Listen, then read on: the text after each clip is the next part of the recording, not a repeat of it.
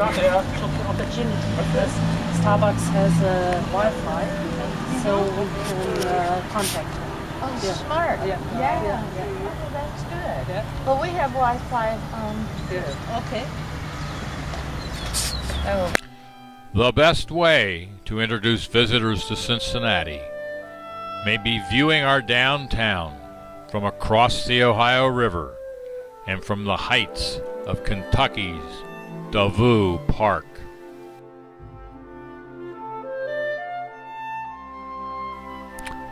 As you can see and hear, we're enjoying this spectacular view as we join a festival in progress.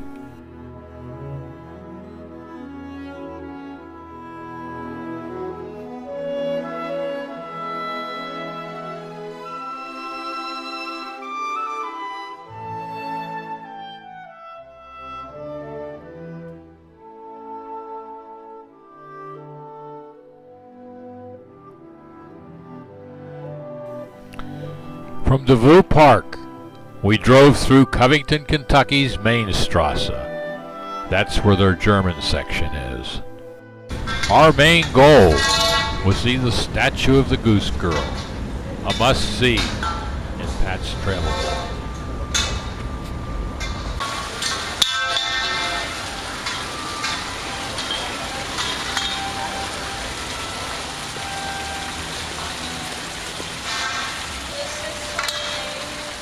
Yeah, there's a story somewhere, I think. Grimm's fairy tale of the Goose Girl and Covington's farming of geese was the inspiration for this statue.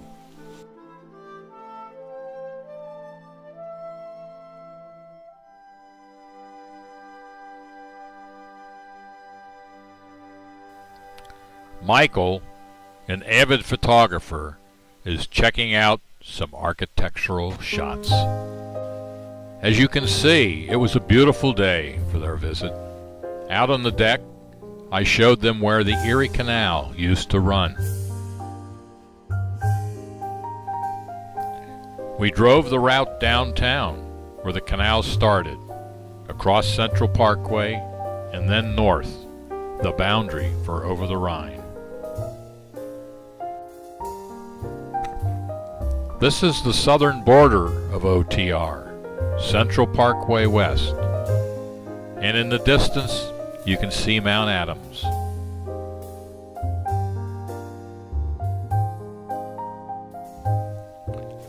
This seems to be the west border of OTR, heading north. Construction of the canal began in 1825 and was completed in 1845. 301 miles of waterway heading north to Toledo. In 1919, construction began to build a subway system in the canal. Work was halted in 1927 with only 7 miles finished, but no tracks were ever laid.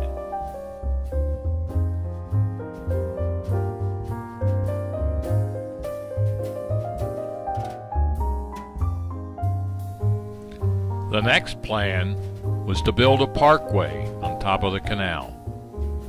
Central Parkway is still used today as an alternate to I-75. This is one of the few subway stops remaining today. Every so often, the city offers tours through the remaining tunnels. It's a fun afternoon. We went to OTR in search of Christian Twachtman's home on West 15th near Pleasant Street. We're looking at the southeast corner of Pleasant and 15th Street. And now we're going to go over to the southwest corner. And you'll notice that they're both new buildings. And now we're looking at the northeast corner of Pleasant and 15th. And as you can see, not much there. And over here, we may be in luck. There's a building left on the west side of 15th and Pleasant.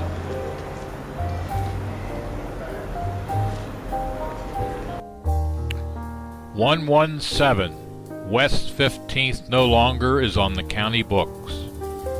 Only an empty lot remains. St. Paul's on the corner of 15th and Race is the oldest German Evangelical Reformed church in OTR. Gustav Eisenlohr, my great-great-grandfather, was pastor of St. Paul's from 1857 to 1879, and most likely the pastor to the Twachtmans, who lived only a few houses away. We found Christian's second home on Race Street, whoopee, just across the street from St. Paul's. It's neat to see that Christian's home is being rehabbed, as are most of the houses along this section of Race Street. This German community is becoming as desirable as it was in the late 1800s and 1900s. Music Hall was opened in 1878 and still stands majestically over the new Washington Park. A perfect place for us to walk and get better acquainted with Over the Rhine.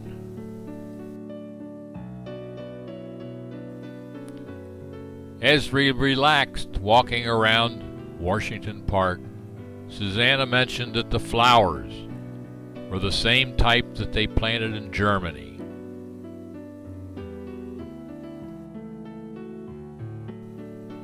The recent revitalization of Washington Park has made it a family gathering place to enjoy a Sunday afternoon.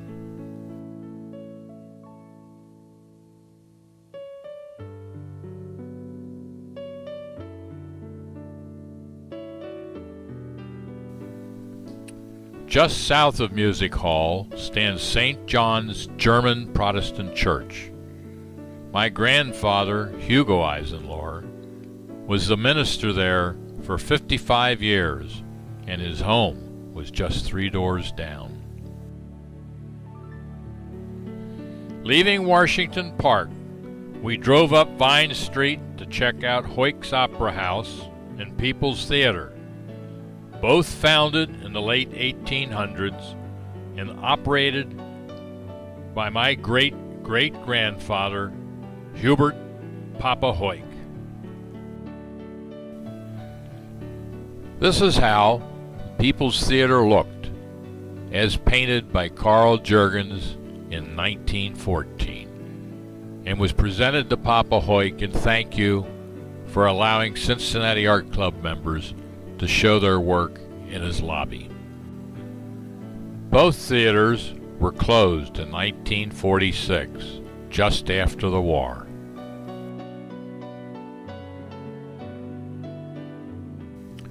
People's Theater, after going many years of rough times, now has a new coat of paint and is a pizza parlor.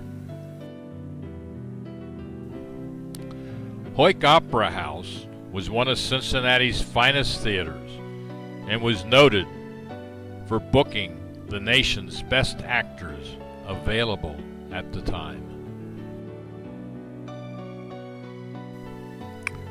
It was torn down in 1959 for a parking lot, and people call that progress.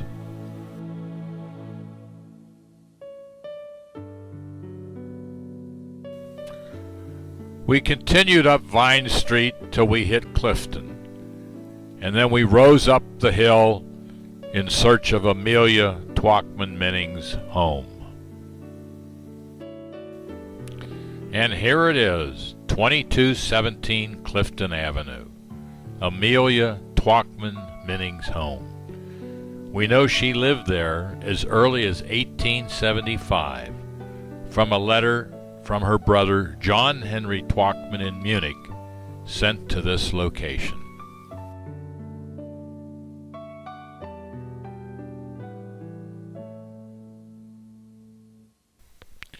And now, 137 years later, cousin Susanna proudly stands in front of Amelia's home.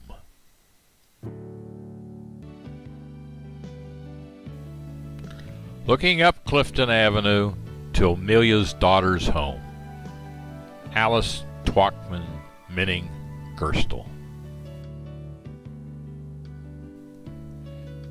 This is 2419 Clifton, where my grandmother Alice Gerstel raised my mother Martha, seen here as a baby.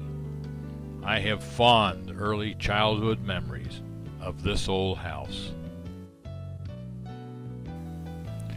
It was certainly easier to go down the hill to visit Amelia than to walk back home. Almost directly behind Amelia was her brother Frank's house on Wheeler Street. I bet they had to pass through the woods to get to each other's home.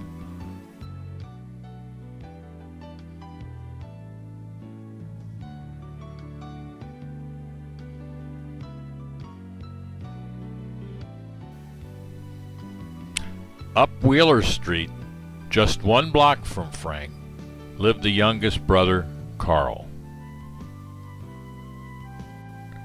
This building is 2307 Wheeler, but where Carl lived at 2305 no longer is in the county records. So in the late 1800s, Amelia, her daughter Alice, her brother Frank and Carl Twachtman lived in close proximity, leaving us to believe they were a close-knit family.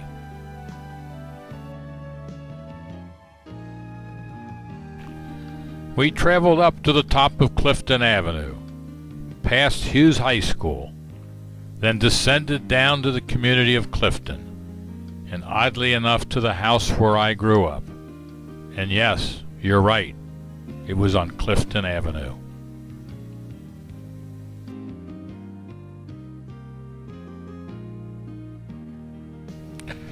We enjoyed a wonderful family dinner together, with spinach salad, steak, and spoon bread, topped off with apple pie.